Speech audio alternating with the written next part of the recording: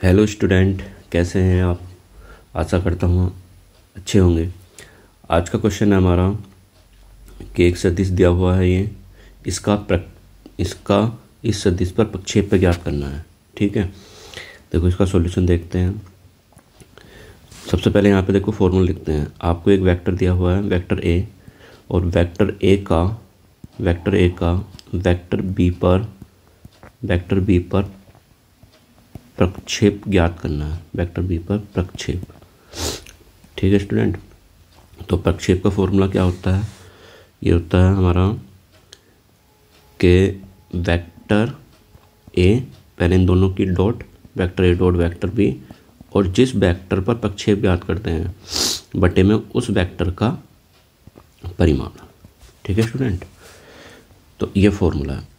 अब इसी तरह से देखो, पहले वाले वेक्टर को हम मान लेंगे vector A is equal to I cap plus 3j cap और प्लस 7k कैप, और दूसरे वाले वेक्टर को मान लेंगे vector B is equal to हो गया 7i cap minus j cap plus 8k cap. ठीक, अब प्रक्षेप निकाल देंगे बस। तो यहाँ पर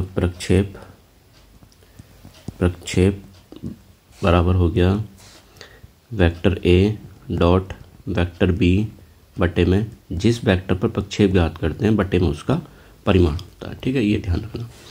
तो डॉट कर देंगे इसकी। और देखो डॉट तो हम जानते हैं कि आई की आई से, जे की जे से और के की के वाले टर्म से।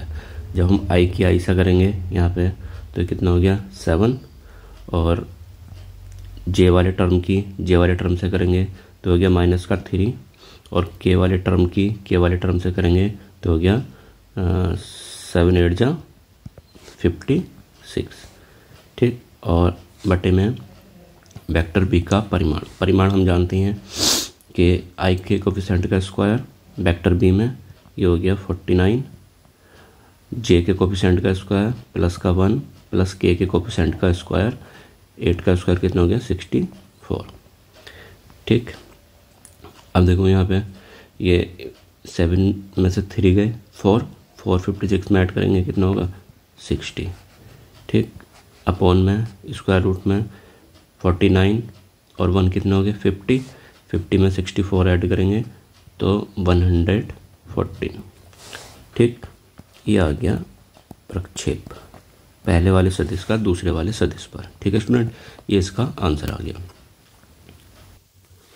नेक्स्ट क्वेश्चन है हमारा, दर्शाइए कि दो शून्योत्तर सदिश वेक्टर ए और वेक्टर बी के लिए ये सदिश पहला वाला इस सदिश पर लंब है।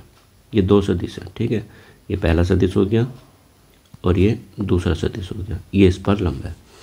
हम जानते हैं कि जब दो सदिश लंब होते हैं तो उन दोनों सदिश की जो डॉट प्रोडक्ट होती है वो 0 के बराबर होती है। ठीक है स्टूडेंट, तो लंब होने का प्रतिबंध क्या होता है? लंब होने के लिए, दो सदिशों के लंब होने के लिए प्रतिबंध क्या होता है कि vector A dot vector B is equal to 0, ये प्रतिबंध होता है।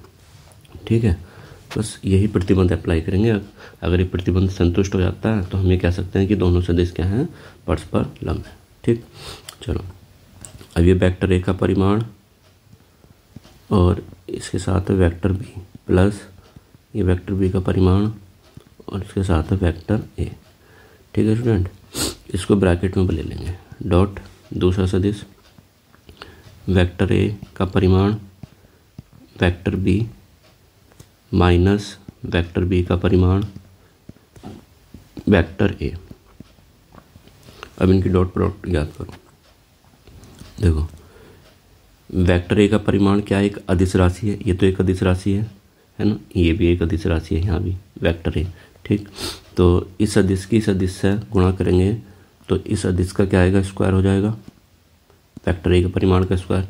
और वेक्टर बी की डॉट करेंगे वेक्टर बी से, तो हम जानते हैं फॉर्मूला होता है vector A dot vector A is equal to होता है वेक्टर ए का परिमाण का स्क्वायर। ये थोड़ा सा इधर करके लिख लेता हूँ,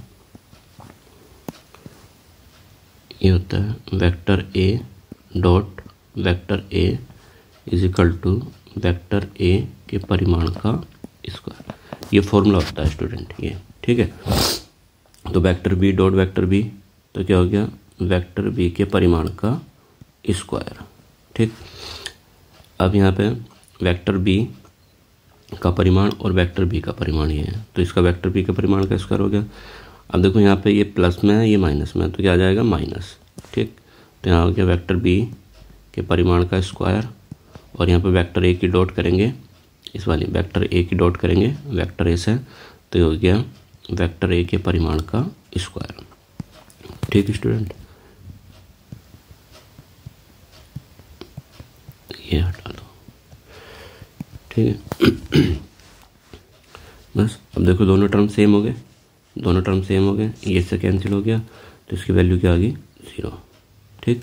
तो दोनों सदिशों की डॉट प्रोडक्ट क्या आ गई 0, ये इसका आंसर आ गया। आशा करता हूँ आपको इसका आंसर समझ में आया होगा। एक बात और स्टूडेंट, मैं जो यहाँ पे वीडियो रिकॉर्ड कर रहा हूँ इसकी PDF सेम आपको मेरे टेलीग्राम चैनल पे मिलेगी। टेलीग्राम चैनल भी मेरा सेम इसी नाम से है, वर्ल्ड वाइड मैथ्स के नाम से, ठीक है। आप वहाँ पे जाके अगर आपको PDF की ज़रूरत हो तो वहाँ पे डाउनलोड कर सकते हैं, ठीक है स्टूडेंट। Okay bye.